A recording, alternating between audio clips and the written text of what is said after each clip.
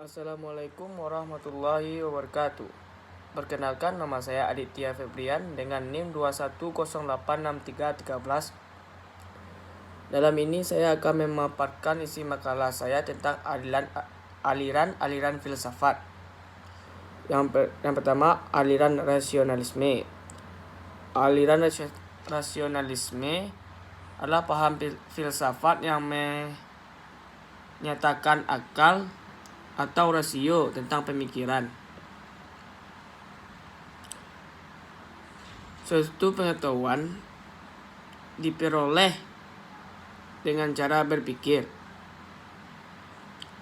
Rasionalisme adalah paham filsafat yang mengatakan bahwa akal atau reason adalah alat terpenting untuk memperoleh pengetahuan dan mengetes pengetahuan. Jika empirisme mengatakan bahwa pengetahuan diperoleh dengan alam mengalami objek berpikir. Meskipun antara rasionalisme dan empirisme bertentangan, namun kedua aliran tersebut mampu bekerja sama, menghasilkan Skenefield method, dan dari hasil metode ini ditimbulkan Skenefield knowledge. 2. Aliran empirisme. Kata empirisme berasal dari Yunani, yaitu emoriria atau empires, yang berarti berpengalaman dalam, berkenalan dengan, terampil untuk.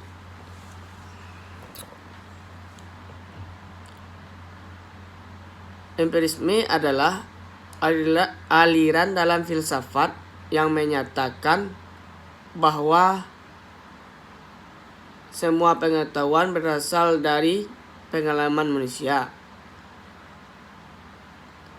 baik itu pengalaman primer atau sekunder, sehingga juga disebut pengenalan inderawi merupakan pengenalan yang paling jelas dan sempurna. Empirisme berpendirian bahwa pengetahuan dapat diperoleh melalui indera. Indera memperoleh kesan-kesan dari alam nyata. Yang ketiga, penerapan aliran rasionalisme dan empirisme. Paham rasionalisme dan empirisme sangat bertentangan, tapi dapat bekerja sama.